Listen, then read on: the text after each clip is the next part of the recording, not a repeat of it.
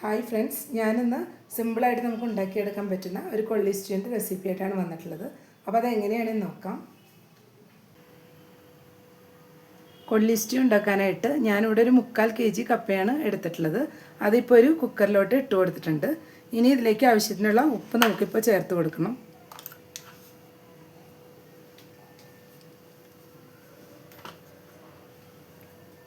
ഇനി ഒരു 1/4 ടീസ്പൂൺ മഞ്ഞൾപ്പൊടി കൂടെ ചേർത്ത് കൊടുക്കാം. ഇനി ഞാനിവിടെ ഒരു 2 കപ്പ് വെള്ളം എടുത്ത് വെച്ചിട്ടുണ്ട്, അതും കൂടെ ചേർത്ത് കൊടുക്കുകയാണ്.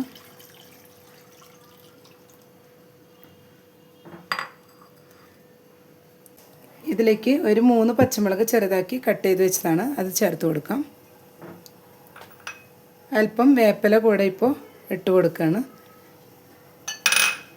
ഇനി ജസ്റ്റ് ഇതൊന്ന് മിക്സ് ചെയ്ത് നമുക്ക് വേവിച്ചെടുക്കാം.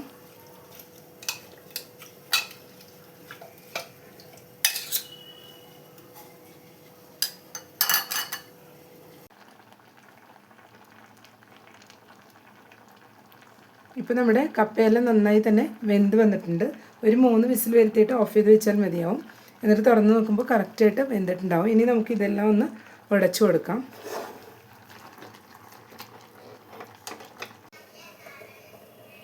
ഇപ്പോൾ നമ്മുടെ കപ്പയെല്ലാം ജസ്റ്റ് ഒന്ന് ഉടച്ചെടുത്തിട്ടുണ്ട്.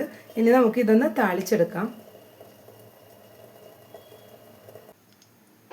കൊള്ളി സ്റ്റൂ താളിക്കാനായിട്ട് ഞാനിപ്പോൾ ഒരു പാത്രം വെച്ച് അതിലേക്ക് ഒരു 2 ടേബിൾ സ്പൂൺ വെളിച്ചെണ്ണ ഒഴിച്ചു കൊടുത്തിട്ടുണ്ട്. ഇനി ഇതിലോട്ട് നമുക്ക് ആദ്യം ഒരു 2 ടീസ്പൂൺ കടുക് ഇട്ട് കൊടുക്കാം.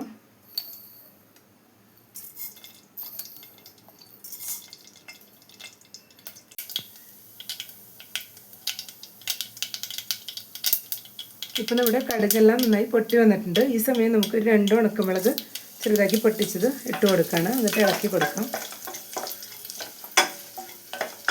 ഇനി ഇതിലോട്ട് ഒരു 2 സവോള, അത് ചെറുതാക്കി കട്ട് ചെയ്ത് വെച്ചതാണ്. ചെറിയ സവോളയാണ് എടുത്തിട്ടുള്ളത്. കുറച്ച് വേപ്പിലയും കൂടെ ചേർത്ത് കൊടുക്കാം. ഇനി ഇതൊന്ന് ട്രാൻസ്പെറൻ്റായി വരുന്ന വരെ ഒന്ന് ഇളക്കിയെടുക്കണം.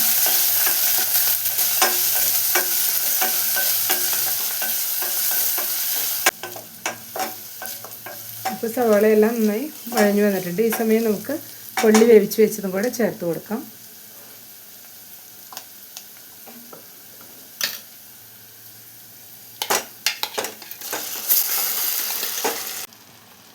ഇപ്പോൾ നമ്മുടെ കപ്പയെല്ലാം ഇതിലേക്ക് ഇട്ട് കൊടുത്തിട്ടുണ്ട്. ഇനി ഇതിലേക്ക് നമുക്ക് ഒരു ചെറിയ സവാള ചെറുതാക്കി കട്ട് ചെയ്ത് വെച്ചത് ഇങ്ങനെ തന്നെ ഇട്ട് കൊടുക്കാം.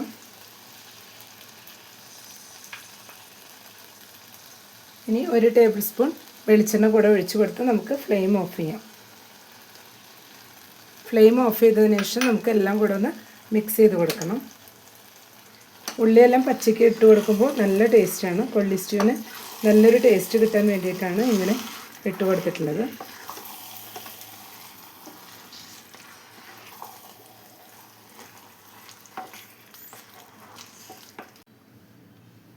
ഇപ്പോൾ എല്ലാം കൂടെ ഞാൻ നന്നായി മിക്സ് ചെയ്തെടുത്തിട്ടുണ്ട്.